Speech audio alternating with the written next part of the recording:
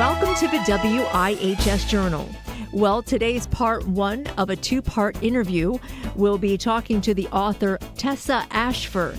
She has many books. She's a prolific author. In today's book, we'll be talking about her newest one. It's called The Queen's Cook, Queen Esther's Court. Tessa holds a Master's of Divinity degree from Yale, where she was elected as the co-chair of the Evangelical Fellowship of the Divinity School for 1 year. She served in Women of Prayer ministries for 20 years before becoming a full-time writer.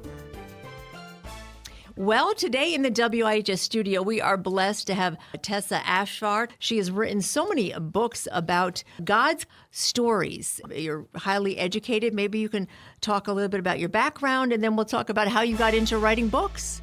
Thank you so much. It's so much fun to be with you, Anissa, and your listeners. So yeah, I was born in the Middle East to a Muslim family, or I should say nominally Muslim family. So they weren't really practicing, but that was our worldview. And I lived there until I was almost 14 years old. And at that point, my parents were divorced. And so my mom, my sister, and I ended up going to England. I went to school there, and I came to the U.S. for college. And I've stayed here ever since. I'm an American citizen. It's one of the blessings of my life.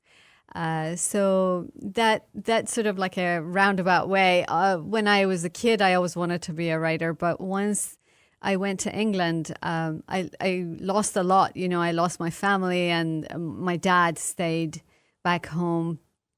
And we didn't get together for a few years. And my friends and obviously extended family, and one of the things I lost was my language. I had to learn English. And so the Lord restored to me this dream, which is extraordinary. I often encourage people who have dreams, and I say, what destiny the Lord has set aside for you.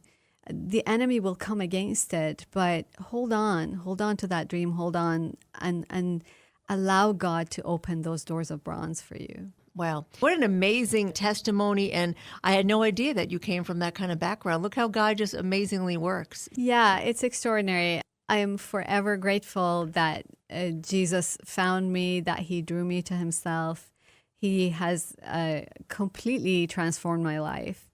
But I think that not only did he transform my life, but he transformed my dreams. So when I was younger in my 20s, I wanted to be a romance novelist. Yeah. But now, as I write these novels, they're stories that take place during the time of the Bible. So some people call them biblical fiction. I find that term a little disturbing. Mm-hmm. So they're stories that take place during the time of the Bible, and they include some of the biblical characters, but they try to bring the Bible to life, the stories of the Bible to life for readers, because I find, and this is what a lot of readers write me to say, sometimes they can't connect with the Bible, that they don't really understand it. And when they read these stories, it makes them go back and pick up their Bible. Wow. And get excited about the Word of God in a fresh way. Well, you know, you are such a humble woman, because I know your background, and Tessa actually is a best-selling author of numerous books, and she also holds a Master of Divinity from Yale University, where you served as a co-chair of the Evangelical Fellowship and a wonderful ministry for 20 years before becoming a full-time writer. So now I'm telling your background, because you didn't say that. So yes, now that we have a little bit of your history, and know that you're a woman of faith and grounded in the Lord. Yeah, thank you. Yeah, I think the Lord was preparing me in ways that I had no idea. So when I was at Yale, I served as the head of the Evangelical Fellowship for 1 year. And then afterwards, I worked, women's ministry, prayer ministry, I wore different hats for 20 years. And in the midst of that, the Lord released the writing, and the writing became the full-time thing now. Yes. You know, I've been a full-time writer for a few years. Awesome. So today, I know that you have written numerous books, but today we're going to focus on the newest book, which is called The Queen's Cook. And even that title alone is it's alluring. Like, what is this about? So yeah, maybe you can share a little bit about your research and your process for this book, and did you ensure historical accuracy when weaving in fictional elements?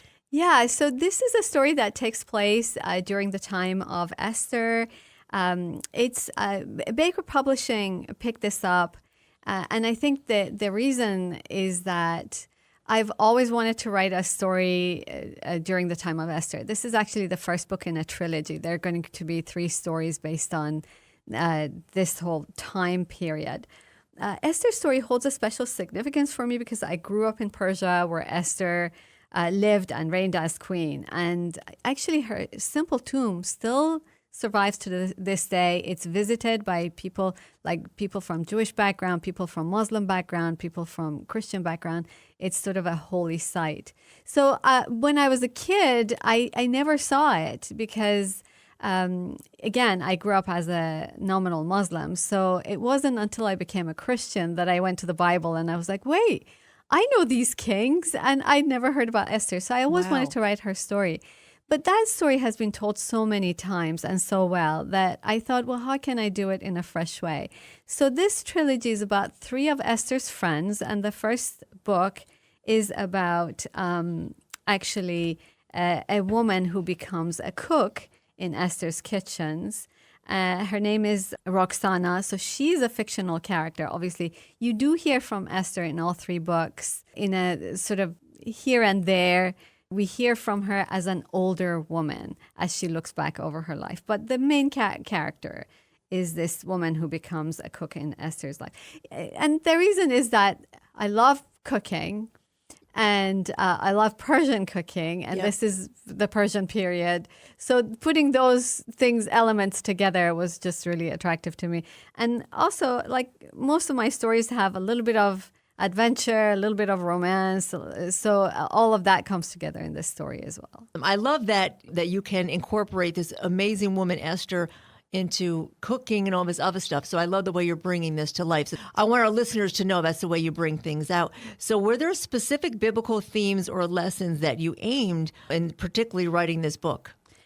Yeah, I think there are several things. Obviously, from Esther's perspective, there was one thing that I wanted to bring out. And there's a verse that so many of us are familiar with where Mordecai says to Esther, who knows but that for such a time as this, you were brought to royal position for such a time as this. And it means a lot to most of us because it's a reminder that God has brought us to this particular time, this particular place for a reason, that we are meant to serve a purpose. But really, when you read the original story, when Mordecai says that to Esther, it's a little bit like a slap on the back of her hand because he's come to her to ask for help.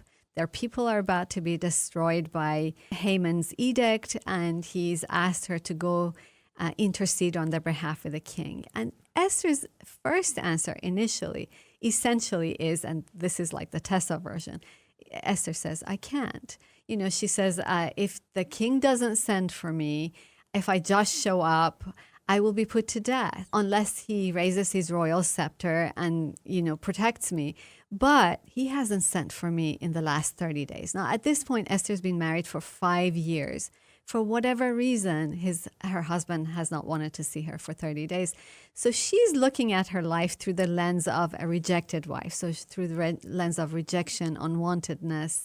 Someone may be listening, and that may be exactly where you are right now. You feel like when you look at your life, that's how you feel. You're the rejected one. You're unwanted. Mordecai says God's time, stop looking at your life through the lens of the last 30 days, of the last 30 weeks, 30 months, whatever is going on. Stop looking at your life through that lens. Look at it through God's time. Such a time as this.